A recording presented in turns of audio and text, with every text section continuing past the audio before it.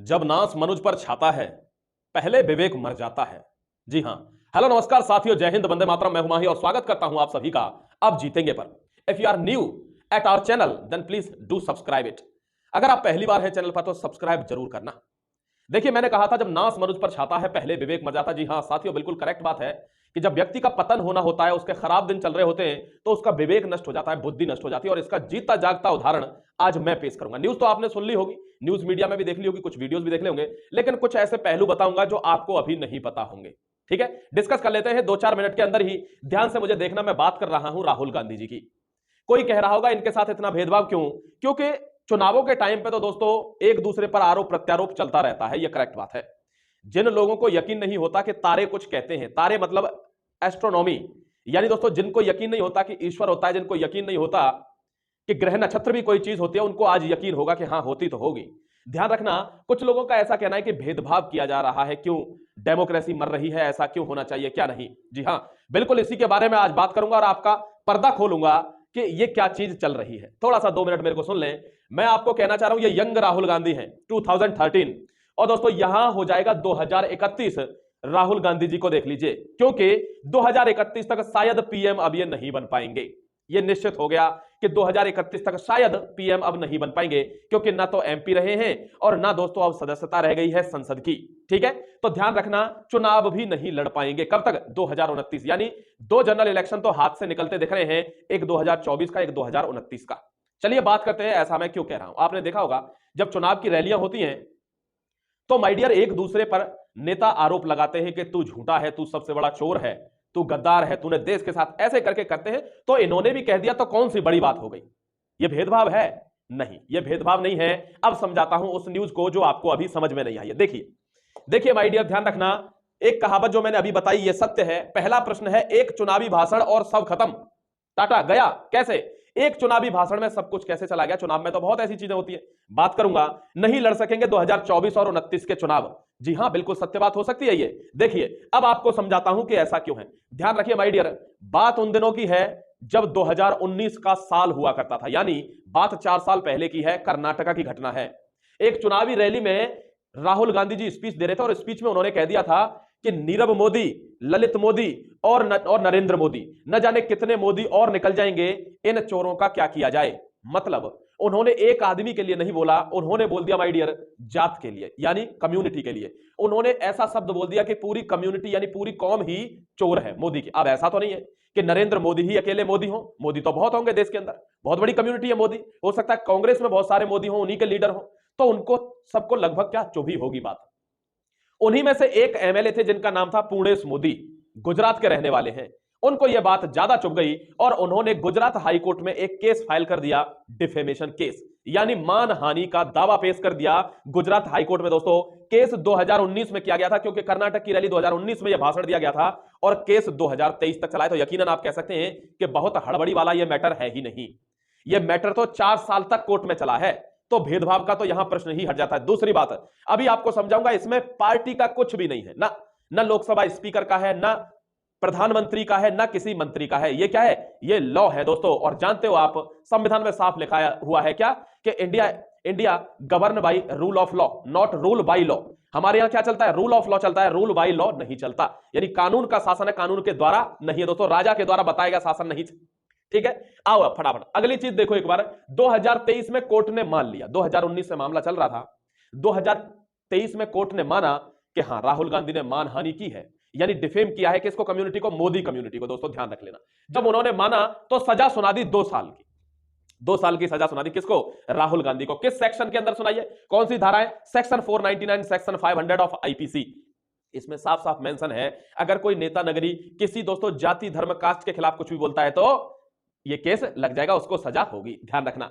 अब आ जाओ यहां पर, केसी चावला वकील है राहुल गांधी के, उन्होंने खूब कोशिश करी कहने की हाईकोर्ट में कि सर ऐसा तो चुनाव में वो ऐसे नहीं कह रहे थे, उनका मतलब ये नहीं था, लेकिन वो साबित नहीं कर पाए। पता क्यों? क्योंकि माय डियर राहुल गांधी की जो वीडियो स्पीच है ना, वो बिल्कुल क्लियर अवेलेबल है। उसमें उन्होंने कम्युनिटी को टारगेट कर दिया बशर्ते एक बंदे की, समझ गए? और कम्युनिटी तो फिर गड़बड़ हो गया। फिर कोर्ट तो दोस्तों आपको पता है रैशनल होता है, वो भेदभाव नहीं करता है। इसीलिए क्या हुआ कि चावला साहब की बात मानी नहीं गई। बिल्कुल लाइन मौजूद है, वीडियो में मौजूद है, क्या किया जाए। ठीक है, अब आगे चलते हैं। अब आप समझ रहे होंगे कि 2 साल की सजा मिल गई, तो राहुल गांधी बाहर क्यों घूम रहे हैं, जेल क्यों नहीं हुई है? माय डियर, वो बेल पे है। क्या कह रहा हूं? वो बेल पे है, बेल। और बेल कितने दिन की दी है दोस्तों? 30 दिन का उनको छुट्टी दी गई है कि 30 दिन तक आप अपना कुछ भी फाइल फूल करते हैं, अपने जो मतलब अपील करते ना अपने लिए, वो कर सकते हैं। 30 दिन का आपके पास टाइम है, तो 30 दिन के लिए वो बेल पे है। जेल तो जाना पड़ेगा, ध्यान रखना। अब ध्यान रखना 6 साल के लिए दोस्तों। अब आपको वो लॉ बता देता हूं जिस लॉ के अनुसार ये सस्पेंड हुए, यानी इनकी सदस्यता चली गई है। वो कानून के द्वारा गई है, किसी व्यक्ति की अप्रोच इसमें कोई काम नहीं आती, ध्यान रखना। नेक्स्ट आइए, मैं कह रहा हूं सदस्यता रद्द हुई है, यानी डिस्क्वालिफिकेशन हुआ है एमपी का। कहां से? संसद से। कौन है? वायनाड से सांसद थे राहुल गांधी, आप जानते हैं दोस्तों। ध्यान रखना, रिप्रेजेंटेशन ऑफ पीपल एक्ट 1951, और कह सकते हैं आप आर्टिकल 102 क्लॉज 1, इसमें साफ साफ मेंशन है, अगर कोई दोस्तों डिफेम करता है किसी चीज को, और अगर किसी नेता को अगर सजा हो जाती है 2 साल की, किसी नेता को सजा 2 साल की भी नहीं, अगर जेल हो जाती है, किसी नेता को सजा सुना देता है कोर्ट, तो उसकी सदस्यता चली जाएगी, चाहे वो कोई भी हो, उसकी सदस्यता चली जाएगी। और अगले 6 वर्ष के लिए वो चुनाव नहीं लड़ पाएगा, यानी चुनावी चीजों में वो पार्टिसिपेट नहीं कर पाएगा, इलेक्शन में पार्टिसिपेट नहीं कर पाएगा। कैंपेन कर सकता है अगर बाहर हुआ जेल के, तो ठीक है, तो कैंपेन कर सकता है, अदरवाइज चुनाव तो लड़ ही नहीं पाएगा। तो 6 साल का बैन लगा दिया है चुनाव के ऊपर। तो दोस्तों अब 2023 चल रही है, यानी 24 का भी गया और 29 का भी गया, ठीक है। तो 2031 तक चलेगी जो सरकार। तो 2031 तक तो मुझे नहीं लगता है क्या चुनाव में दोस्तों कोई प्रधानमंत्री ये बन पाएंगे, क्योंकि 27 में चुनाव होगा और 27 से 5 वर्ष तक फिर ये चलता जाएगा। तो ध्यान रखना, नहीं हो पाएगा मामला, है ना। तो इसीलिए मैंने लिखा पहले पेज पर 2031 तक पीएम तो नहीं बन पाएंगे। दूसरी बात है, जब एक कहते ना, हर किसी को किस्मत एक मौका देती है कि तू बच सकता है तो बच ले।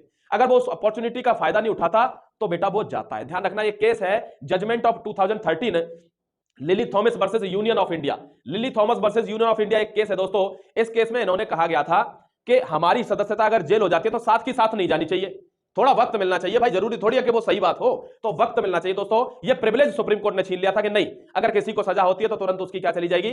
सदस्यता चली जाएगी, और वो 6 साल के लिए बैन हो जाएगा चुनावी प्रक्रिया से। सुप्रीम कोर्ट ने ऐसा वर्डिक्ट दिया था, ध्यान रखना। अब आता है वो मूवमेंट जब किस्मत सबको मौका देती है कि तुम भी बच लो अगर बच सको तो। दोस्तों अब देखना, इसको कहते हैं राहु, इसको कहते हैं राहु माय डियर, कि आदमी का जब पतन होना होता है ना, तो उसकी पूरी फील्डिंग सेट कर देता है ऊपर वाला। ग्रह नक्षत्र राहु उसी हिसाब से काम करता है कि इसको कहां ले जाना है, कहां करना है। ध्यान रखना, राहु का सबसे मुख्य काम होता है आदमी को एक जगह टिकने नहीं देता, भगाता है वो इधर से उधर। 3,500 किलोमीटर की यात्रा की है अगले ने कुछ दिन पहले, ठीक है। तो राहु का मुख्य काम क्या है माय डियर? भगाना। देखो यहां पर आयरनी का मतलब है एक विडंबना क्या हुई इनके साथ, और विडंबना क्या, ये ग्रह नक्षत्र है। देखिए 2013 में जब मनमोहन सिंह जी क्या थे? प्रधानमंत्री थे। उस समय वो एक ऑर्डिनेंस लेकर आए थे, अध्यादेश। और वो अध्यादेश किस चीज के खिलाफ था? उन्होंने कहा था मनमोहन सिंह ने, अगर किसी व्यक्ति को जेल होती है, कोई डिस्क्वालीफाई, कोई मतलब किसी पर कोई आरोप लगता है, किसी सांसद पर, किसी मंत्री पर, तो वो उसको टाइम मिलना चाहिए एटलीस्ट 3 महीने का, बहुत जल्दी वो डिस्क्वालीफाई नहीं होना चाहिए। तो दोस्तों उस ऑर्डिनेंस को उस समय राहुल गांधी क्या थे? कांग्रेस को लीड कर रहे थे, क्योंकि मनमोहन सिंह जी का टेन्योर खत्म होने वाला था और ये आने वाले थे कि मैं अब प्रधानमंत्री बनूंगा। तो ये लीड कर रहे थे कैंपेन को। तो ये कॉन्फ्रेंस करने आए, और जो मनमोहन सिंह यानी मौजूदा प्रधानमंत्री का जो दोस्तों ऑर्डिनेंस था लिखा हुआ, वो इन्होंने कहा कि in my opinion I must have to torn it and throw. यानी उन्होंने कहा अगर मेरा सुझाव मानो तो ऐसे ऑर्डिनेंसेस ये बेकार है, ये यूजलेस है, इनको फाड़ो और फेंको। इन्होंने मौजूदा प्रधानमंत्री का वो लेटर, वो अध्यादेश फाड़ कर फेंक दिया जो इनको बचा सकता था। उस समय पे इन्होंने फाड़ के फेंक दिया। आज उसी मझधार में, उसी जंजाल में ये फंसे हुए हैं। जब डिस्क्वालीफाई हो गए, इनको वक्त नहीं मिला, एमपी से डिस्क्वालीफाई हो गए। ध्यान रखना, मुझे लगता है आपको पूरी कहानी समझ में आ गई होगी। इन्होंने ये पर्चा फाड़ के फेंक दिया था कॉन्फ्रेंस में दोस्तों 2013 में। तो 13 में इनके पास मौका था। इसलिए कहते हैं लाइफ में विजनरी होना बहुत जरूरी है। मोदी जी को पता है कि मैं 2047 तक जीऊंगा नहीं, पता है उनको। मान लो वो जी भी गए एक बार को, मान लो वो जी भी गए एक बार को, अच्छे खासे योगा वाले बंदे हैं, जी भी जाता, क्योंकि मिनिमम मैक्सिमम 80-85 की उम्र होती है।